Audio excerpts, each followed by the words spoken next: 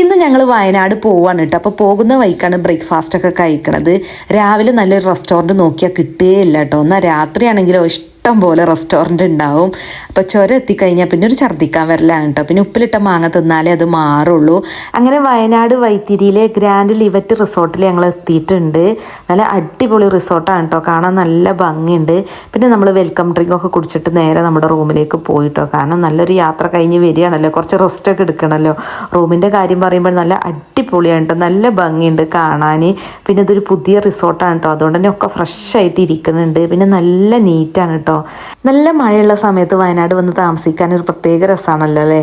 അതാണ് കേട്ടോ ഞങ്ങൾ ഈ സമയം നോക്കിയപ്പോൾ വയനാട് വന്നത്. പക്ഷേ ഞങ്ങൾ വന്നിട്ട് മഴയൊന്നും പെയ്തിട്ടില്ല, നല്ല വെയിലാണ്. അപ്പോൾ നല്ല വിശപ്പ് തോന്നിയപ്പോൾ നമ്മൾ പിന്നെ റെസ്റ്റോറൻറ്റിൽ ഫുഡ് കഴിക്കാൻ പോയിട്ടോ. നല്ല ടേസ്റ്റുള്ള ഫ്രൈഡ് റൈസും ചില്ലി ചിക്കൻ ഗ്രേവി ആയിരുന്നു കേട്ടോ. അങ്ങനെ പിന്നെ ലഞ്ചൊക്കെ കഴിച്ച് പിന്നെ നമ്മൾ റിസോർട്ടൊക്കെ ഒന്ന് നടന്ന് കാണാമെന്ന് വിചാരിച്ചു.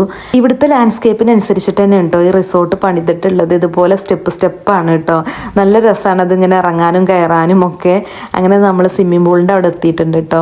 മഴ ഉണ്ടെങ്കിൽ രസമായിരുന്നു എന്നിങ്ങനെ പറയുന്നു കേട്ടോ ഞങ്ങൾ. പക്ഷേ മഴയൊന്നും പെയ്തില്ല. പിന്നെ ലാസ്റ്റ് സ്റ്റെപ്പ് ഇറങ്ങിയപ്പോൾ കാണുന്നത് ഈ മനോഹരമായ കാഴ്ചയാണ് കേട്ടോ. ഒരു ചോല കേട്ടോ, എന്ത് രസമാണ്. ഇതിൻ്റെ സൗണ്ടാണ് കേട്ടോ നമ്മൾ ഫസ്റ്റ് റിസപ്ഷനിൽ നിൽക്കുമ്പോൾ വരെ ഇങ്ങനെ കേൾക്കുന്നുണ്ട്. അങ്ങനെ അവിടുത്തെ വ്യൂ ഒക്കെ ആസ്വദിച്ച് കുറച്ച് സമയം ഞങ്ങൾ അവിടെ ഇരുന്നു കേട്ടോ. പിന്നെ ഞങ്ങൾ മുകളിലേക്ക് പോകണം. അപ്പോൾ ഋഷുവിനെ എടുത്താണ്ടുണ്ടല്ലോ അങ്ങനെ സ്റ്റെപ്പ് എണ്ണി വരിക കേട്ടോ. കുറച്ച് സമയം ഞാൻ കഴിഞ്ഞ് നോക്കുമ്പോൾ രണ്ടാൾ അവിടെ ക്ഷീണിച്ചിരിക്കണ്. അതിൽ ഞാൻ ചോദിച്ചു ഇന്നെ എടുക്കാൻ പറ്റുമോ. അങ്ങനെ എന്നെ എടുത്ത് 10 സ്റ്റെപ്പ് വരെ പോയിട്ടോ. അങ്ങനെ 10 സ്റ്റെപ്പ് എനിക്ക് നടക്കാതെ രക്ഷപ്പെട്ടു. പിന്നെ നമ്മൾ ഡ്രസ്സൊക്കെ ചേഞ്ച് ചെയ്തിട്ട് സ്വിമ്മിംഗ് പൂളിൽ ഇറങ്ങിയിട്ടോ. ഋഷുവിന് അവിടെ എത്തിയേ മുതൽ സ്വിമ്മിംഗ് പൂളിൽ ചാടുക എന്നുള്ള ആഗ്രഹമായിരുന്നു. പിന്നെ ചായയൊക്കെ കുടിച്ച് റൂമിൽ തന്നെ ഇരിക്കുന്നു കേട്ടോ. പിന്നെ ഡിന്നർ കഴിക്കാൻ വേണ്ടിയിട്ടാണ് പുറത്തിറങ്ങുന്നത്. നല്ല അടിപൊളി ഡിന്നറായിരുന്നു കേട്ടോ, ചപ്പാത്തിയും പൊറോട്ടയും ചിക്കനും ഒക്കെ ആയിട്ട്.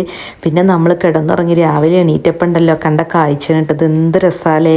അല്ലെങ്കിൽ റിസോർട്ടിലൊക്കെ വന്നു കഴിഞ്ഞാൽ നമുക്ക് പിറ്റേന്ന് രാവിലെ എണീക്കുമ്പോൾ ഒരു പ്രത്യേക വൈബാണ് അല്ലേ. അപ്പം ഞങ്ങൾ ഈ വൈബൊക്കെ ഒന്ന് ആസ്വദിച്ചിട്ട് ഇവിടെ ഇരിക്കട്ടെ. ബാക്കി വിശേഷങ്ങൾ നാളെ.